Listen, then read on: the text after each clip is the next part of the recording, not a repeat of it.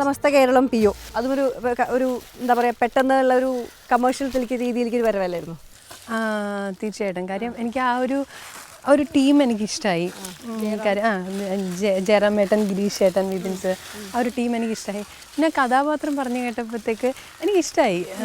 ശരിക്കും നാട്ടുമ്പുറത്തുള്ളൊരു പെൺകുട്ടി, നമ്മുടെ മലയാളികളൊക്കെ അതെ നമ്മുടെ മലയാളികളൊക്കെ ഇഷ്ടപ്പെടുന്ന രീതിയിലുള്ള ഒരു കഥാപാത്രം. കാര്യം ഇതിനു മുമ്പ് 2 കഥാപാത്രങ്ങളും ഇപ്പോൾ ചന്ദ്രൻ സാറിൻ്റെ ആണെങ്കിലും വിലാപങ്ങൾക്കപ്പുറവും ഭൂമിയും മലയാളവും ശരിക്കും ഒരു കൊച്ചുകുട്ടി അല്ലെങ്കിൽ ആ ഒരു രീതിയിലുള്ള ഒരു കഥാപാത്രമായിരുന്നു. പക്ഷെ അതിൽ നിന്ന് ശരിക്കും ഒരു നാട്ടിൻപുറത്ത് അതിൻ്റെ നിഷ്കളങ്കതകളൊക്കെ ഉള്ള ഒരു നല്ല കഥാപാത്രം ചെയ്യണമെന്ന് ആഗ്രഹിച്ചു. പിന്നെ അത് മാത്രമല്ല, എൻ്റെ ഒരു നല്ലൊരു കൊമേഴ്ഷ്യൽ ഫിലിം നല്ലൊരു ടീമിൻ്റെ കൂടെ കഴിഞ്ഞ വർഷം എനിക്ക് ചെയ്യണം എന്നുള്ള എൻ്റെ ഒരു വലിയ ആഗ്രഹമായിരുന്നു. ആ കഥാപാത്രം കേട്ടപ്പോഴത്തേക്ക് എനിക്ക് ഭയങ്കര ഇഷ്ടമായി. ആ ക്യാരക്ടറിന് ഒരു ഐഡൻറ്റിറ്റി ഉണ്ടെന്ന് തോന്നി. അതുകൊണ്ടാണ് ആ ഒരു ചിത്രം. ഒരു ക്യാരക്ടറിന് ഒരു ഐഡൻറ്റിറ്റി ഉണ്ടെന്ന് തീരുമാനിക്കുന്നത് കഥ മുഴുവൻ കേൾക്കുന്നപ്പോഴാണോ, അതല്ലെങ്കിൽ അതിൽ ആ ക്യാരക്ടറിനുള്ള ഏതെങ്കിലും ചില കറക്റ്റ് സ്വഭാവങ്ങളാണോ? തീർച്ചയായിട്ടും. കാര്യം ഒരു കഥാപാത്രം ശ്രദ്ധിക്കപ്പെടുന്നത് ആ കഥാപാത്രത്തിന് പെർട്ടിക്കുലർ ആയിട്ടുള്ള ചില സ്വഭാവങ്ങൾ. ഇപ്പോൾ ഒരേ തരത്തിൽ ഇപ്പോൾ നാട്ടുമ്പുറത്തെ കഥാപാത്രം തന്നെ പല സിനിമകളിലും ഒരുപോലുള്ള കഥാപാത്രങ്ങൾ വരാം. സ്ഥിരം വന്നിട്ടില്ലാത്ത ഒരു പാറ്റേൺ, അല്ലെങ്കിൽ ആ കഥാപാത്രത്തിൻ്റെ പ്രത്യേക ഒരു സ്വഭാവം, അതിൻ്റെ മാനറിസംസ്, അതിൻ്റെ ആ ഒരു ക്യാരക്ടർ നമുക്ക് എന്തെങ്കിലും ഒരു സെപ്പറേറ്റ് ബോഡി ലാംഗ്വേജ് കൊടുക്കാൻ പറ്റും. അപ്പോൾ അതൊക്കെയാണെങ്കിൽ ഓക്കെ, ഇത് നമ്മൾ ചെയ്താൽ നന്നായിരിക്കും, അങ്ങനെയാണ് പെട്ടെന്ന് മനസ്സിൽ തോന്നാറ്.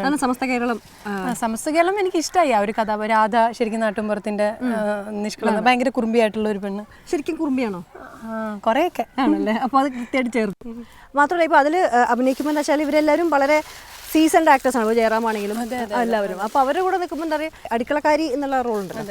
അപ്പോൾ അതിൽ പറയുമ്പോൾ കൂടുതലായിട്ടും ആൾക്കാർ തമാശ നോക്കുന്നത്. കാരണം കേരളത്തിൽ വന്നിരിക്കുന്ന വിവിധ എല്ലാ അങ്ങനത്തെ ക്യാരക്ടേഴ്സ് നോക്കിയാലും മഞ്ജു വാര്യർ, അതുമാതിരി ഭാവനയുടെ ആ ഒരു റോളുണ്ട് നമ്മളെ. ഞാൻ അതായിട്ട് പറയില്ല, അതിലൊക്കെ ഒരു ഭയങ്കര കുറുമ്പിത്തരുണ്ട് ഇതിലുണ്ട്. എൻ്റെ ക്യാരക്ടറിൻ്റെ ഇൻട്രൊഡക്ഷൻ വളരെ കുറച്ച് സീൻസേ ഉള്ളൂ. എനിക്ക് തോന്നുന്നു ഒരു 10-12 അല്ലെങ്കിൽ ഒരു 15 സീൻസിനുള്ളിലേ ഈ കഥാപാത്രം വരണുള്ളൂ. പക്ഷേ എനിക്കതിലൊരു ഐഡൻറ്റിറ്റി എനിക്ക് ഫീൽ ചെയ്തു. ഇതിൻ്റെ ഒരു ഇൻട്രൊഡക്ഷൻ തന്നെ ഭയങ്കര രസമാണ്. പാടത്ത് ഞാറന്നിട്ടുകൊണ്ടിരുന്ന പണിക്കാരെയൊക്കെ ചീത്ത പറഞ്ഞുകൊണ്ടിരിക്കുന്ന ഒരു തരത്തിലുള്ള ഒരു നല്ല കഥാപാത്രം. ഇപ്പോൾ ഇതിലിപ്പോൾ 2 നായികമാരുണ്ടോ? 2 നായികമാരുണ്ട്. അപ്പോൾ ഈ അങ്ങനെ അഭിനയിക്കുന്നതിൽ പ്രശ്നമില്ല. എൻ്റെ ക്യാരക്ടറിന് ഇമ്പോർട്ടൻസ് ആ കഥയിൽ. എൻ്റെ ക്യാരക്ടറിന് ഇപ്പം ഞാൻ പറയട്ടെ, വെയിലിൽ ഞങ്ങൾ 2 പേരുണ്ട്, ഞാനുണ്ട്, ഭാവനയുണ്ട്. ഞാൻ വളരെ കുറച്ച് സീൻസിൽ മാത്രമേ വരണുള്ളൂ. പക്ഷെ ആ ക്യാരക്ടർ ശ്രദ്ധിച്ചില്ലേ, ഞാൻ ഇന്നും അറിയപ്പെടുന്നത് വെയിൽക്കുട്ടിയാണ്, വെയിൽ പ്രിയങ്ക എന്നാണ് അറിയപ്പെടുന്നത്. അപ്പോൾ എനിക്ക് ആദ്യത്തെ എക്സ്പീരിയൻസ് അങ്ങനെയാണ്. ഇപ്പോൾ സിനിമയിൽ നമ്മൾ ശാശ്വതമല്ല ഇവിടുത്തെ നിൽപ്പ്. ചിലപ്പോൾ 1 വർഷം നിൽക്കും, ചിലപ്പോൾ 2 വർഷം നിൽക്കും, ചിലപ്പോൾ 10 വർഷം നിൽക്കും, ചിലപ്പോൾ ഒരുപാട് കാലം നിന്നിരിക്കും. പക്ഷേ എത്ര കാലം നിന്നിട്ട് പോയാലും പ്രിയങ്ക എന്നുള്ളൊരു നടി ഉണ്ടായിരുന്നു. കാര്യം നമ്മുടെ ഒരു സിഗ്നേച്ചർ ഉണ്ടാവണം, അല്ലെങ്കിൽ മലയാള സിനിമയുടെ ഏതെങ്കിലും ഒരു ഭാഗത്ത് നമ്മുടെ പേരും അറിയപ്പെടണം, അങ്ങനെ ഒരു ആഗ്രഹമുണ്ട്. അതിനുവേണ്ടിയാണ് നല്ല കഥാപാത്രങ്ങൾ മാത്രം ചെയ്യണം എന്ന് ഞാൻ ആഗ്രഹിക്കുന്നത്. തമിഴിൽ നിന്ന് മലയാളത്തിലോട്ട് വരുമ്പോൾ എന്നോട് പല ആക്ടേഴ്സ്മാർ ഞാൻ ഇന്റർവ്യൂ പറയാറുണ്ട്, റെസ്പെക്ട് കൂടും. അതെ, അത് തോന്നിയിട്ടുണ്ടോ? മാതൃഭാഷ അതുണ്ടാവാറുണ്ട്. കാര്യം മലയാള ഇൻഡസ്ട്രി ഭയങ്കര ഫ്രണ്ട്ലി ആണ്. ഇവിടെ എല്ലാവരും പ്രൊഫഷണലാണ്. പക്ഷേ അവർ കുറേ കൂടെ പ്രൊഫഷണൽസ് എന്ന് പറയാം.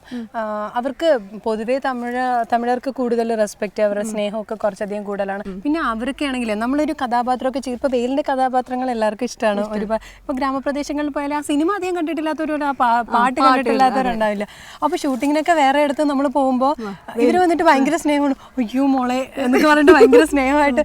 എന്നിട്ട് നമ്മൾ ഇപ്പോൾ ഷൂട്ട് ചെയ്യുമ്പോൾ അതിന് തൊട്ടടുത്ത് വീട് ഇപ്പോൾ 2-3 ദിവസമൊക്കെ അവിടെ ഷൂട്ടുണ്ടെങ്കിലൊക്കെ അവർ ഭക്ഷണമൊക്കെ ഉണ്ടാക്കിക്കൊണ്ട് തരും.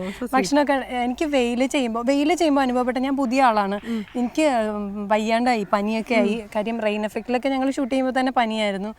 ഞാൻ വീഡിയോ ഒക്കെ ചെയ്ത് കൈയും കാലമൊക്കെ ചെറിയ മുറിവൊക്കെ ഉണ്ട്. ഈ സമയത്ത് എനിക്ക് അവിടെ തൊട്ടടുത്തുള്ളവർ വന്നിട്ട് ദൃഷ്ടി ചുറ്റുക, പിന്നെ അമ്പലത്തിൽ പോയിട്ട് പ്രസാദം കൊണ്ടുവന്ന് ഭസ്മം ഇടുക. ഞാൻ അവരുടെ ആരുമല്ല, ഞാൻ എന്നെ സിനിമയിൽ കണ്ടിട്ടില്ല. പക്ഷേ അമ്പലം വയ്ക്കും.